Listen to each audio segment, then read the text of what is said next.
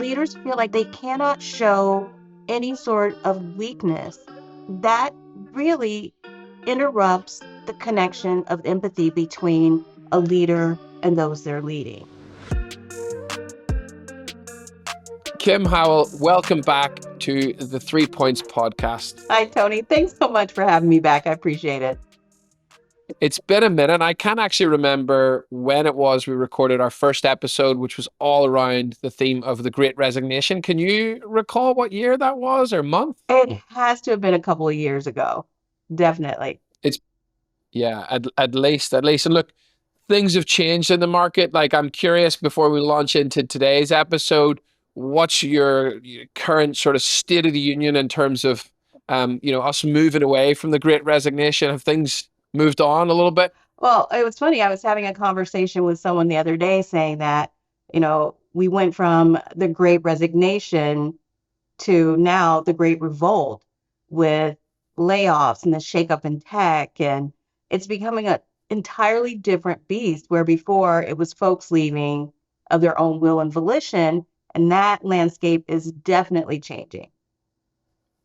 Yeah, I'm glad you called that out. Actually, it's an important sort of tone setter for today's topic, which we'll get into in a moment. But you're absolutely right. I mean, certainly in our world with our clients, we've certainly noticed a lot of folks experiencing being laid off, being made redundant. It's definitely shook things up a lot.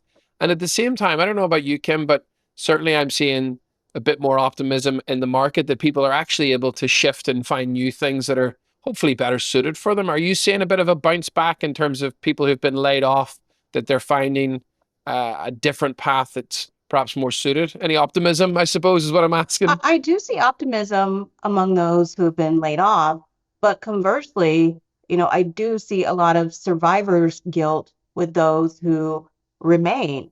Also, a lot of fear. Am I next? What happens next? That lack of security, especially here in the US on an election year, you see a lot of that uncertainty with what happens if I'm next? What does that look like? So it's definitely an interesting landscape right now. Yeah, there is an interesting piece about the folks being left behind in the organizations, how to feel about that. And uh, I know certainly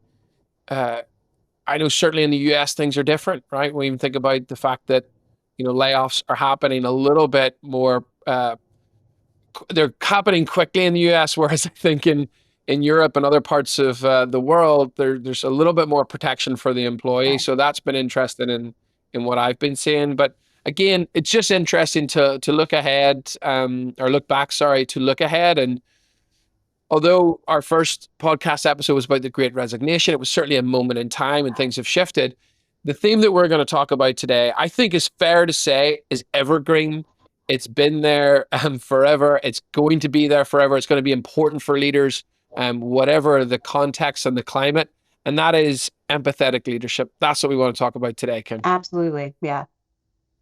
And so tell us, I'm really curious. I mean, I know you quite well. Obviously, we've been working together for years, but I'd love you to share with others, why this means so much to you and why is it so important for us to be featuring it on our 3 Points podcast? Oh, that's such a great question. And to me, it's really at the heart of everything I do. My passion is leadership development, and there is nothing like working for a leader who lacks empathy. And something that many of the leaders I work with hear me say probably every time I work with them is no one comes to work to do poor work. And if a leader is disengaged, devoid of empathy, it does not make it any better.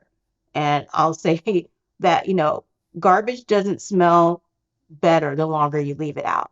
So it's so important for leaders to really connect with what empathetic leadership is all about. So that's really something I've been really driving with the leaders I've worked with and most recently. Yeah. And let's, it's a word that gets, and unfortunately, I think, and maybe you can talk to this, but it gets thrown around, doesn't it? The word empathy, we need to be more empathetic. Why don't we start off as well with just sort of hearing your perspective and what it means to be empathetic, or what is your definition or understanding of empathy? Yeah, for me, I think a lot of times folks mistake sympathy with empathy. And Mm, there's something about empathy that is more about the connection, really seeing, holding, being with someone in the midst of what they're going through, having a deeper human connection versus saying, I'm sorry about that, or, that's unfortunate. It's more about, I want to understand more about what you're going through. Let me be there with you. Let me support and help you in a way that's stronger and deeper than just sympathy. yeah, I love the clarification that sympathy doesn't equal empathy. It's a different thing. It's about that deeper sort of human connection. And listen, I know we want to get stuck into the 3 points, but I really want to again double down on the importance of this, because I think you and I definitely share this as a principle of leadership, a key principle of leadership. In your view, oftentimes, leaders misunderstand empathy as something soft, maybe a bit light, but nice to have. Whereas I think in our experience, we see it as something critical to business success. Can you talk a little bit about how you might advocate for the role of empathetic leadership when you're working with business leaders that, have a high bar for excellence, that want to hold their team accountable and ultimately, benefit the business's bottom line? Yeah, there's really two critical factors as far as I'm concerned. The first is that we are dealing with human beings. When we show up for work, we're bringing our whole selves to work. Um, Kim, the sister, Kim, the aunt, Kim, the leadership development specialist, all of those people show up in my work. So there's that piece of it. And the other component of it is we are dealing with a global workforce that is navigating trauma. And that sounds so Mm, extreme. I'm a psychologist, and people will tend to think I'm trying to make this a psychological issue, and it's not. We are dealing with folks who are dealing with aging parents. They're dealing with trauma in the workforce. They may have be dealing with bullying, harassment, discrimination. And these are not things that folks show up and wear on a t-shirt saying, "Hi, I'm Kim. I've been harassed in the workplace." But managers and leaders are having to navigate human beings who are dealing with trauma and things that just make life tough. And that's why I think crafting and honing these skills as leaders is so critically important. started to dip in, I think, Kim, to our first point for today, which is around being vulnerable. But you also put a caveat and you say, be vulnerable, but don't get Yeah, fired in the process. yeah, be vulnerable, but don't get fired. Uh, what I mean by that is when I'm coaching leaders and execs on, hey, you need to be vulnerable. This doesn't mean coming in and saying, hey, listen, I'm having trouble with the wife. I think she's sleeping around on me. And so that's why I'm a little distracted at work today. I have to tell folks, listen, I'm going to need for you to dial some of that back. Being vulnerable doesn't mean oversharing, sharing things that are inappropriate, but there are ways for leaders to do just the slightest, smallest things to let people know you're human. Phrases like, Mm, I don't know, but I'll find out. Or, you know, maybe you can do it better than I do. Or perhaps I can learn from you. Or, I'm a little stressed out. I'm feeling a little overwhelmed. And leaders feel like they have to be like bulletproof, that they cannot mm, show any sort of weakness. And that really interrupts the connection of empathy between a leader and those they're leading. They've got to see that you're human. They are not going to share with you if you are not sharing with them. And they're the mm, slightest little differences that leaders can make. Did you have a good weekend? Well, that's going to be a yes or no. Hey, what did you do this weekend? mm, And then also say, hey, that's funny. I also went on a bike ride. They're giving an opportunity to learn a little bit more about who they are as a person. because we are bringing our whole selves, not our best selves, to work and Yeah. understanding what we can about who we are as people. That's a part of it.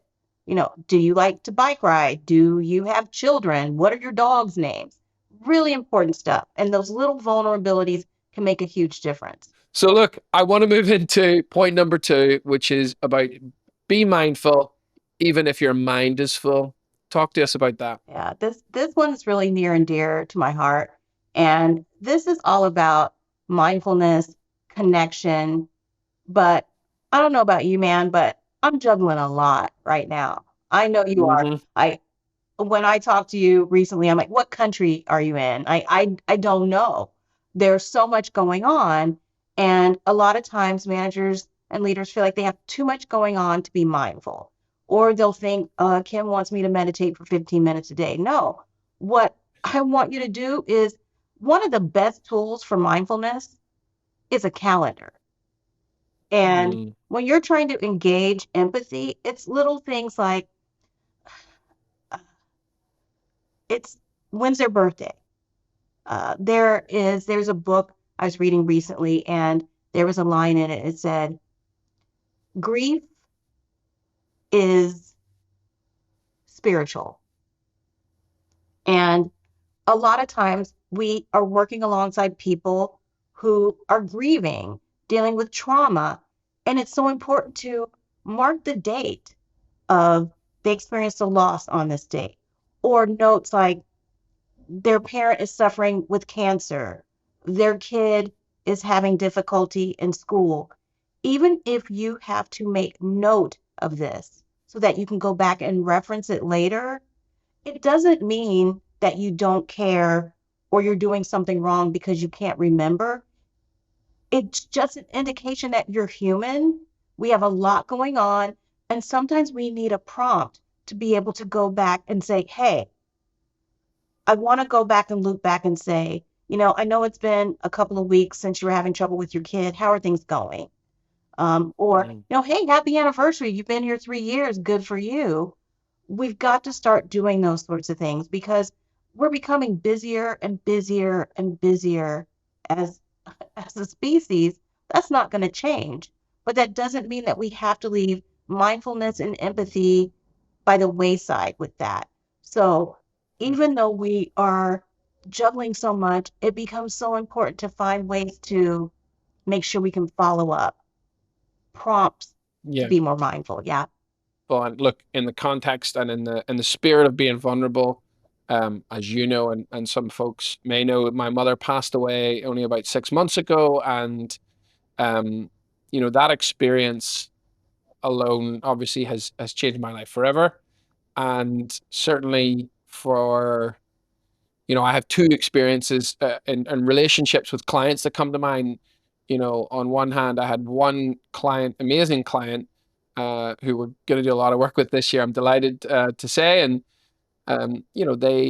they actually went out of their way to send flowers to our mum's house, and I'll never forget that, and the mindfulness that they brought to the fact that I was going through that, and it actually impacted the work that we had planned, and we had to swap me out for somebody else. And they were so empathetic and demonstrating some of the things that you're talking about. Whereas on the other hand, Kim, I definitely had one client experience that I thought, wow, they're really pushing me for something that's not really critical to the project success, and they're aware of my context. They're aware of what I'm going through in the world, in my personal life, which is my life. I don't know if there's a difference, to be honest, and I think you and I would agree with that. It's Yeah. just it's just me. I'm wearing all of that, Yeah. and I'm owning all of it. So yeah, I I get it basically Yeah. firsthand. It makes a huge difference. And, you know,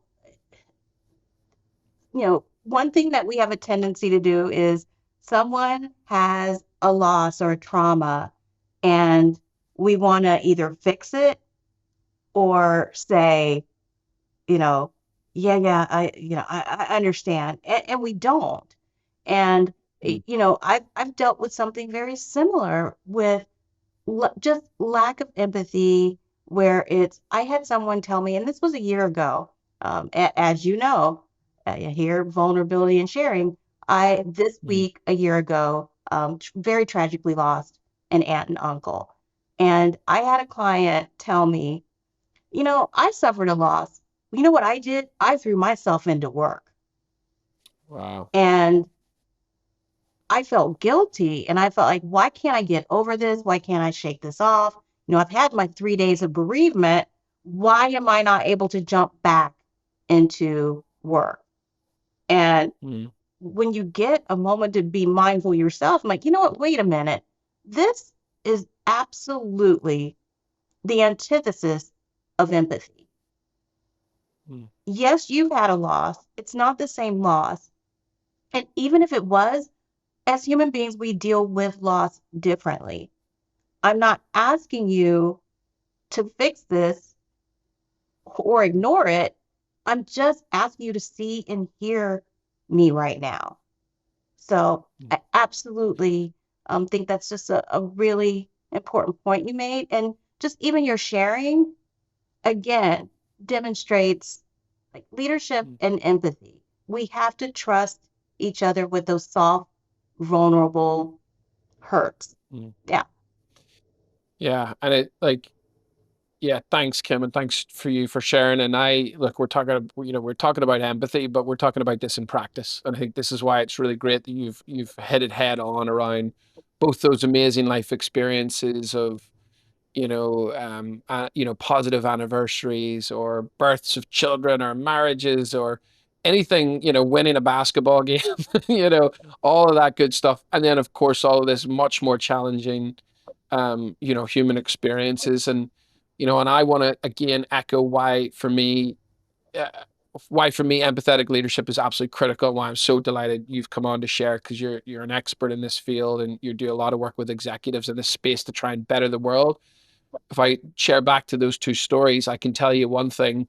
That first client story, I will go to bat for them. They have my loyalty. I will work for them, with them, and I will give my all because I felt seen and heard as a human. And it was an incredible gift that they gave, and the fact they took the time to do so.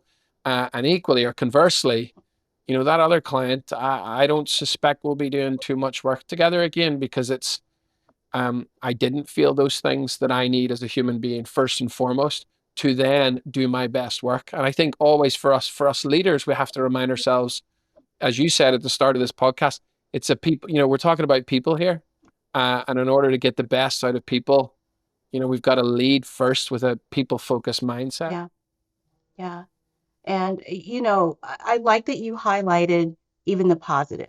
A tip for a manager Mm. would be if someone does get married, mark that date on your calendar. And then the next year, say, hey, isn't today your anniversary? Get out of here. Leave early. It's really important that we're making notes of these things and being mindful. Things like I've had to coach leaders on, let's look at the religious calendar before we book that meeting. If it's Ramadan and you're Mm. having a dinner meeting before sundown, you need to change it. If you are having a retreat during the middle of Hanukkah, you either need to change it or acknowledge that people are away from their families. We've got to widen the aperture of mindfulness with the Mm. humans that we're working alongside. Look, in to combat the busyness and our forgetting curve, or yeah, I'm sure I'll remember. I mean, I'm always saying, yeah, I'll remember that. No, I won't. If I haven't written it down, particularly if I haven't written it on my calendar, it's not happening. So I love that we're being really practical here about, look, it takes a moment to make sure that you follow through and you're accountable. So thank you for sharing. Yeah. I want to move us into our third point now, which is be flexible. This ain't rocket science. Oh, this might be my favorite point.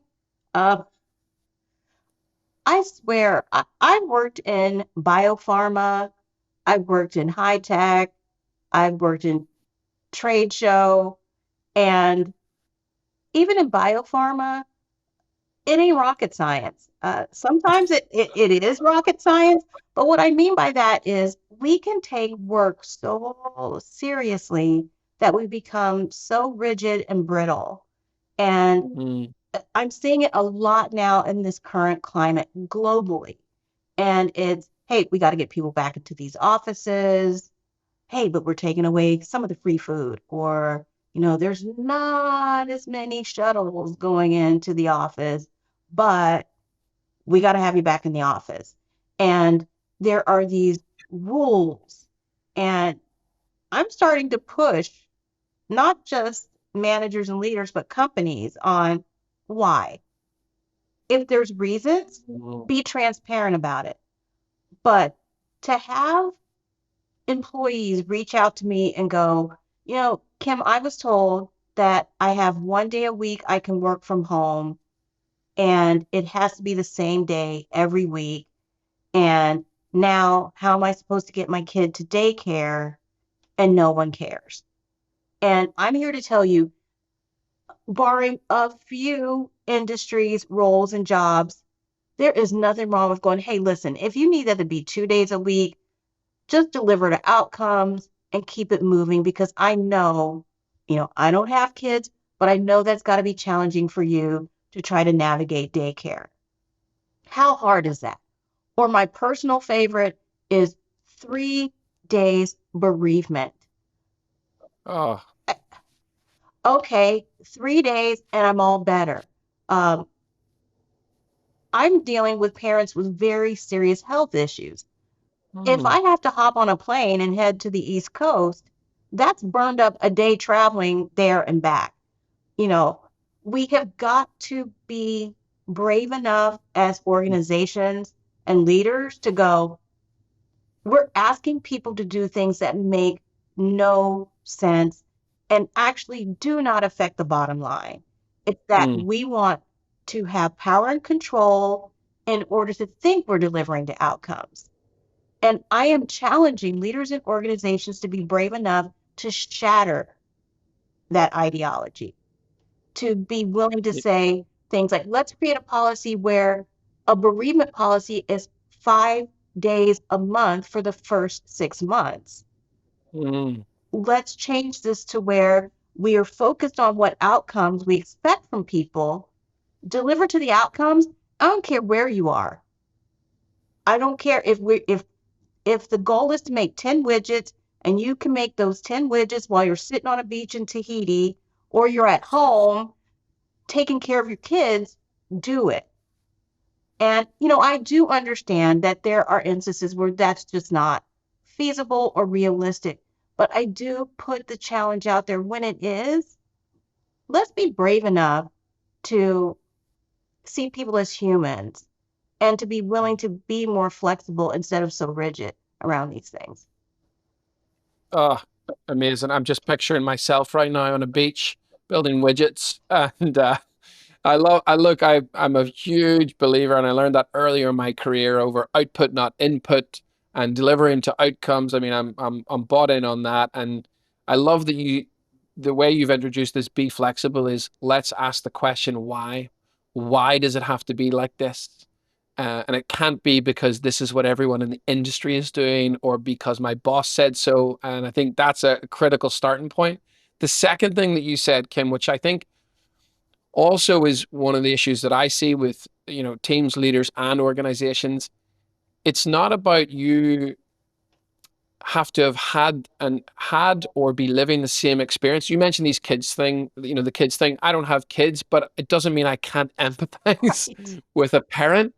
And again, you mentioned different religions. I may not follow that religion, but it doesn't mean I can't empathize, with that person who is who's practicing that religion. So I think those are really great points. And I love this.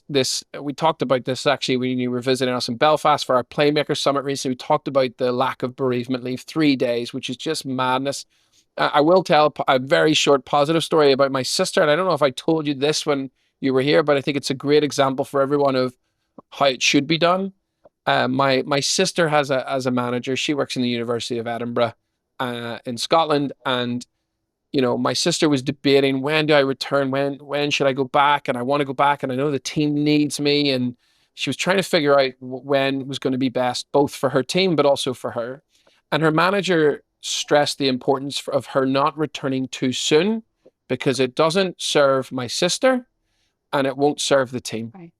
And I just thought that was so wonderfully managed as a human situation, but understanding the business impact and the performance impact. I think because oftentimes I think it's the right thing to do for the humans, the individuals, the people, and it's usually the right thing to do for the organization. And so, Kim, again, I don't think I shared this with you, but what that manager ended up doing was saying, okay, once my sister had had a little bit of time off, they said, let's phase you back in. It will do a 5 week program. On week one, you're going to do 1 day. On week two, you're going to up it to 2 days. And week three, 3 days, and so on. And it was spread throughout the week, and there was flexibility. And it was just one of the best examples of leadership that I've heard about in recent years when it comes specifically to grief. Yeah. And did the university close or go out of business because of that adjustment? No, not yet, Yeah. anyway. Yeah. And that's what, and that's what I'm getting at. Or, you know, another point is if you can't be flexible, be transparent. I think a lot of what's going on is some of these businesses where during the pandemic, the height of the pandemic, we were working from home, and a lot of the peripheral businesses were suffering from not having that traffic of businesses that were there. I understand Mm, now how important that can be to communities to bring people back into the office. So they're going to the local stores, they're going to these businesses and revitalizing the community. Say that. mm.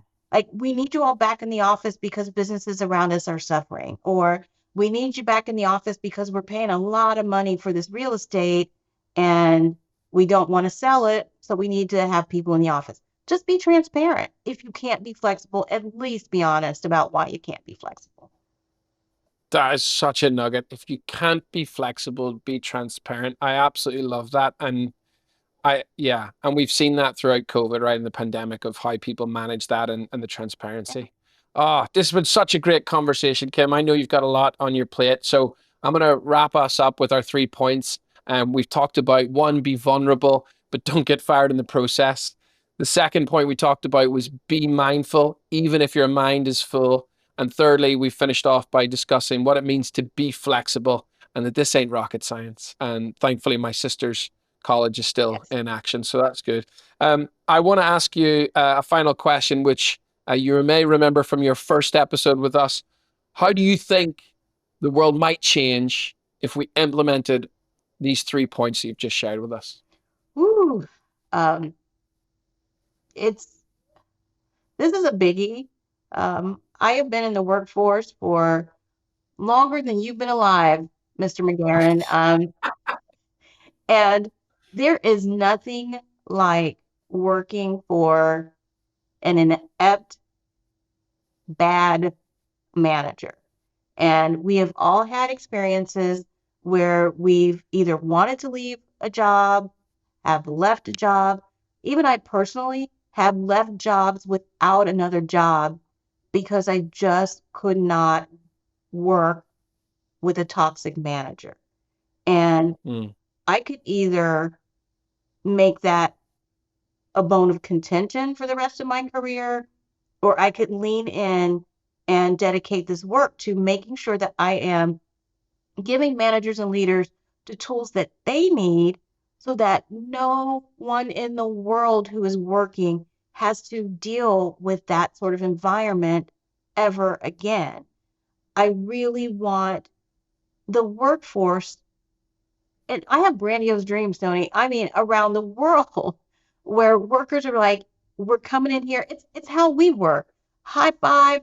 Let's get this. Let's rock and roll. Let's do this. I love what you bring to the table. I love what you bring to the table. Let's make it happen. I want to bring mm. more of that to the workforce. There's nothing like working alongside empathetic, caring, lovely human beings who just want to do the best work that they can and be the best people that they can. They just need a little help getting there.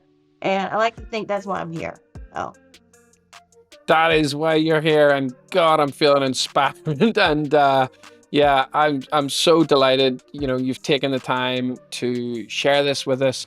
I'm all about this exact same thing, and I know we're totally aligned on that, Yeah. about making work better for everyone. Because look, it's the right thing to do. We're going to spend time in work. Let's find that triple win for everybody, and it is there. We just have to be a bit more intentional. So, Kim Howell, it's an absolute pleasure. Thank you so much for joining us again on the 3 Points podcast. Yeah. Thank you, Tony, so much. And thank you for really being an exemplary and empathetic leader.